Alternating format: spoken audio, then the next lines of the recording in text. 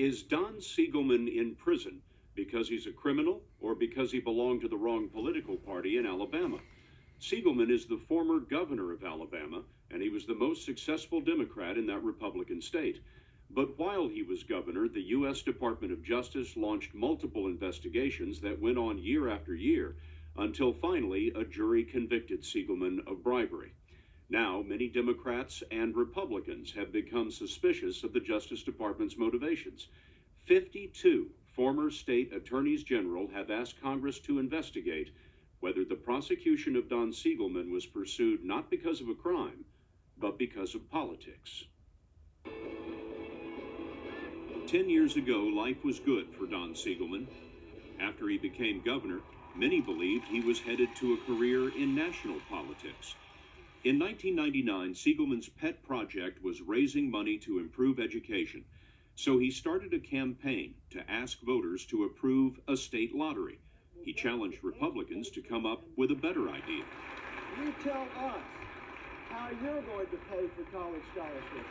You tell us how you're going to put state-of-the-art computers inside every school in this state.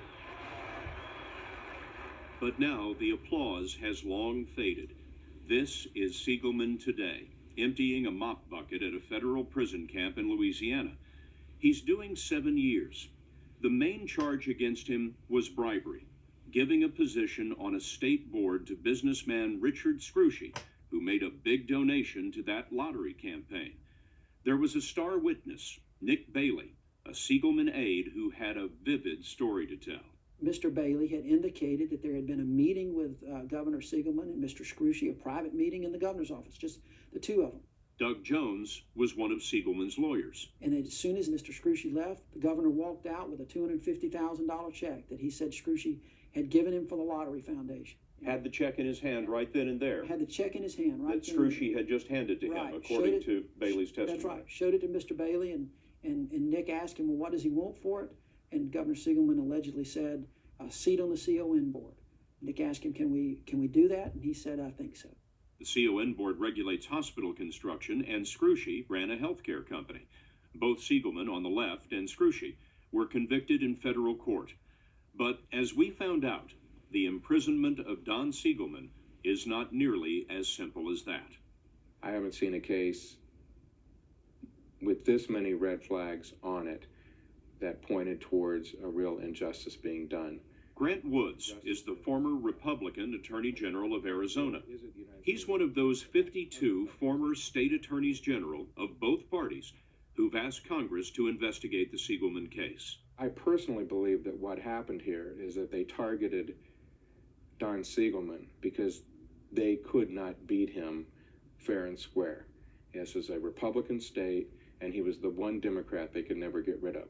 Now, a Republican lawyer from Alabama, Jill Simpson, has come forward to claim that the Siegelman prosecution was part of a 5-year secret campaign to ruin the governor. Simpson told us she did what's called opposition research for the Republican Party. She says that during a meeting in 2001, Karl Rove, President Bush's senior political advisor, asked her to try to catch Siegelman cheating on his wife. Karl Rove asked you to take pictures of Siegelman. Yes. In a compromising sexual position with one of his aides. Yes, if I could. She says she spied on Siegelman for months but saw nothing. Even though she worked as a Republican campaign operative, Simpson says she wanted to talk to us because Siegelman's prison sentence bothers her conscience. Were you surprised that Rove made this request? No. Why not? I had had other requests for intelligence before. From Karl Rove? Yes. Rove was a strategist in Alabama. Simpson says she worked with him on several campaigns. We contacted Rove. Through his lawyer, he denied Simpson's allegations. One of Rove's close Alabama associates was Republican consultant Bill Canary. Simpson says she was on a conference call in 2002 when Canary told her she didn't have to do more intelligence work because, as Canary allegedly said, my girls can take care of Siegelman. Simpson says she asked, who are your girls? And he says, oh, my wife Lori, she's the Middle District United States Attorney. And he said, and then Alice Martin, she is the Northern District Attorney, and I've helped with her campaign. Federal prosecutors. Yes, sir. Bill Canary denies the conversation ever happened. He told us he never tried to influence any government official in the case. His wife, Laura Canary, and Alice Martin are top federal prosecutors in the state. Both were appointed by President Bush, and their offices investigated Siegelman. Details of some of those investigations leaked to the press, and Siegelman lost his 2002 re-election campaign narrowly to Republican Bob Riley. 2 years later, as Siegelman geared up to run again, the Justice Department took one of its Siegelman investigations to trial, an indictment involving an alleged Medicaid scam. He's indicted, he goes to trial. That's a pretty big deal, to have your former governor on trial. Everybody's there. The government gives their opening argument. The judge says, I want to see you in chambers. In this case, there's no case here. Judge throws it out. Judge throws it out. On the first day. First day. No, without a witness testifying. The case is so lame that he throws it out. Vindicated, Siegelman focused on winning the 2006 election. And that's when Jill Simpson says she heard that the Justice Department was going to try again. She says she heard it from a former classmate and work associate, Rob Riley, the son of the new Republican governor.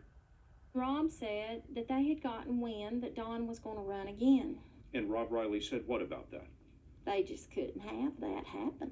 And how were they going to prevent that from happening? Well, they had to re-indict him's what Rob said. Simpson told the same story under oath to congressional investigators in a closed session. Rob Riley told us that he never talked to Jill Simpson about this.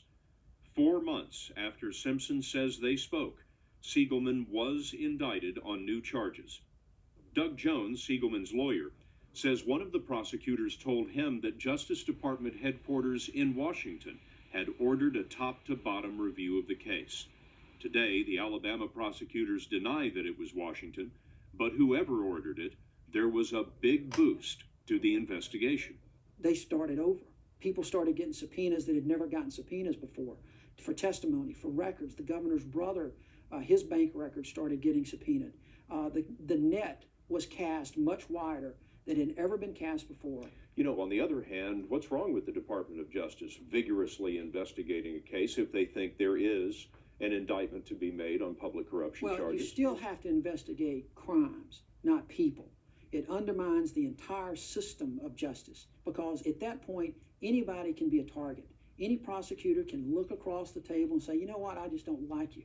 The prosecution was handled by the office of U.S. Attorney Laura Canary, whose husband, Bill Canary, had run the campaign of Siegelman's opponent, Governor Riley. Why would you do it that way? Why wouldn't you say, you know what, we're going to bring in someone from another jurisdiction to do it? There's a lot of United States attorneys around the country. We'll have somebody come in and do this case. That's not what happened in Alabama. Every time they had the chance to go the extra mile to be independent and objective, they didn't do it. Laura Canary handled the case for 8 months. When defense attorneys objected, she turned it over to her assistants and says that she had nothing further to do with it. In this new investigation, prosecutors zeroed in on that vivid story told by Siegelman's aide, Nick Bailey, who said that he saw the governor with a check in his hand after meeting Richard Scrushy. Trouble was, Bailey was wrong about the check, and Siegelman's lawyer says prosecutors knew it.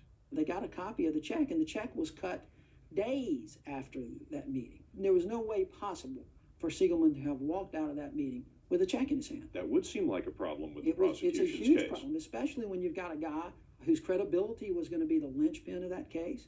It was a huge problem. And there was another problem with the prosecutor's star witness. Nick Bailey was a crook.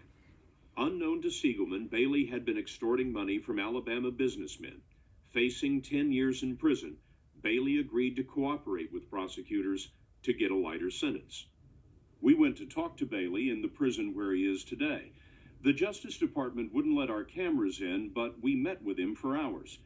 Bailey told us that before the Siegelman trial, he spoke to prosecutors more than 70 times, and he admitted that during those conversations he had trouble remembering details. He told us that the prosecutors were so frustrated They made him write his proposed testimony over and over just to get his story straight. If Bailey is telling the truth, then his notes, by law, should have been turned over to the defense. But Siegelman's lawyers tell us they never saw any such notes, and they never had a chance to show the jury just how much Bailey's story had changed. No one at the Justice Department would be interviewed for this story, but they did send us a statement, which read in part, "This case was brought by career prosecutors based upon the law and the evidence alone. After considering that evidence, a jury of Mr. Siegelman's peers found him guilty beyond a reasonable doubt." But Grant Woods, the former Attorney General of Arizona, says the case should never have gone to trial. The prosecutor's got to look at it and say, hey, is this the sort of thing that we're really talking about when we're talking about bribery? Because what the public needs to know here is there's no allegation that Don Siegelman ever put one penny in his pocket. Richard Scrushy did make donations totaling $500,000 to that education lottery campaign, and after serving on the hospital board under 3 previous governors, Scrushy was reappointed by Siegelman. But Woods says that's politics, not bribery. You do a bribery when someone has a real personal benefit, not, hey, I would like for you to help out on this project, which I think is good for my state. If you're going to start indicting people and putting them in prison for that, then you might as well just build 9 or 10 new federal prisons, because that happens every day in every state house, in every city council, and in the Congress of the United States. What you seem to be saying here is that this is analogous to giving a great deal of money to a presidential campaign, and as a result, you become ambassador to Paris. Exactly. That's exactly right. Siegelman was campaigning in the 2006 Democratic primary as he went to trial. We're going to turn this bus into what we call the night shift, because after the trial every day, we're going to be hitting the trail every day. But he lost in the primary. After 2 months, the jury deadlocked twice, then voted to convict on its third deliberation. Many legal minds were shocked when federal judge Mark Fuller at sentencing sent Siegelman directly to prison without allowing the usual 45 days before reporting. He had him handcuffed. He had him manacled around his legs like we do with crazed killers, and whisked off to prison just like that. Now, what does that tell you? That tells you that this was personal. You would not do that to a former governor. Would you do that to any white-collar criminal? No, I haven't seen it done. Help me understand something. You're blaming the Republican administration for this prosecution. You're saying it was a political prosecution. You are a Republican. How do I reconcile that? We're Americans first. And you got to call it as you see it. You got to stand up for what's right in this country. Karl Rove and others at the White House were subpoenaed to testify before Congress, but they refused to appear, and the Justice Department has refused to turn over hundreds of documents in the case. Don Siegelman has 6 years and 8 months to go on his sentence.